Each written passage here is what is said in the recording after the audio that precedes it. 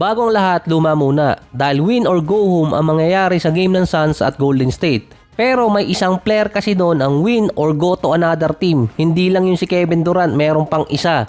Nasa 6-game losing streak ang Suns. Kapag nanalo sila sa Golden State, buhay pa sila kahit papano. Pero kapag natalo sila at nanalo naman yung Dallas versus Lakers or sa Raptors or sa Memphis, pasok na sa play-in yung Dallas.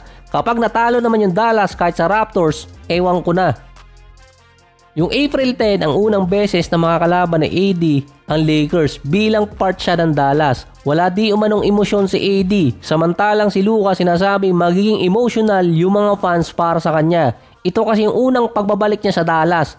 Wala pa nga lang announcement kung maglalaro si Luka dahil back-to-back game yung sa kanila. Well rested naman yung Dallas. Ang game din na to ng Dallas versus Lakers ay may average ticket price na around $400. Hindi lang to yung most expensive ticket para sa Dallas for the past 15 years, ito rin ang magiging pinaka-hype game sa kanila. Teka, may pasok din pala ako nung April 10, so kwento nyo na lang kung sino mananalo. Wala lang, shinare ko lang. Ito rin yung game na pwedeng makapag-secure ng playoff spot sa Lakers at play-in spot naman sa Mavericks. Base kay Jason Kidd, just another home game lang yon para sa kanila. Mas excited pa yung mga fans regarding sa pagbabalik ni Luka. Ipipigure out lang nila kung paano nila mapoprotect yung home court kontra Lakers.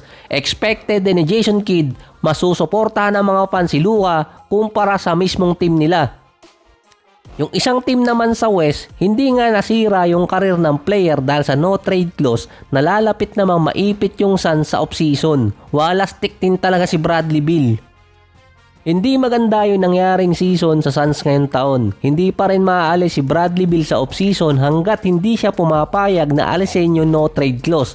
Tinalo pa niya yung GM dahil siya ang may desisyon kung saan niya gustong pumunta. Bukod kay Kevin Durant, ang inaabangan ng mga teams ngayon si Devin Booker. Nagkaroon kasi siya ng isang comment about sa Knicks. Pangalawang comment na kasi to na para nag-iisip ng umalis. Tinawag niyang most favorite place to play outside Phoenix Suns yung Madison Square Garden. Yung comment ni Booker ang magpapakaba sa team owner ng Suns kung aalis ba siya pagdating ng offseason at magre-request ng trade. Kahit pa sinabi ni Matt Ishbia na hindi nila iti-trade si Booker pero wala naman silang magagawa if player yung mismong gustong umalis. Madami nang gumawa nun dati pa.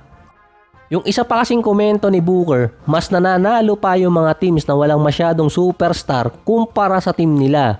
Hindi lang kasi yung Knicks mismo at Madison Square Garden ang magkakaroon ng interest si Booker na lumipat, kundi matagal na siyang nire-recruit ni Karl Anthony Towns, Minnesota days pa.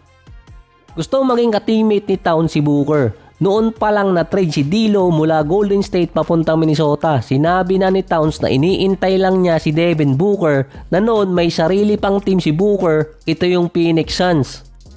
Willing din i-offer ng Knicks ang kahit ano para kay Booker dahil ang Knicks ang isa sa mga team sa East na may lower payroll dahil yun sa ginawa ni Jalen Bronson na nagpababa ng kontrata. Si Booker din nasa unang taon pa lang ng kanyang Supermax contract. Next season naman papatak siya ng $53 million. Kung meron mang player doon na pwedeng i-trade or nasa package para kay Booker, si Mikal Bridges. Since hindi siya pumirma ng extension dahil sa 6-man rule ng NBA, imbes na 120% ang pirmahan ni Bridges, after kasi ng 6 months, pwede makapirma ng 140% na contract extension. Meron din pamalit ang Knicks ng mga first rounder, ang isa doon yung 2028. May mundo pa nun. Galing kasi to sa Brooklyn na galing din kay Kevin Durant via Phoenix Suns trade. Pinagkakitaan na ng Brooklyn yung mga draft picks na pinamigay ng Suns sa kanila.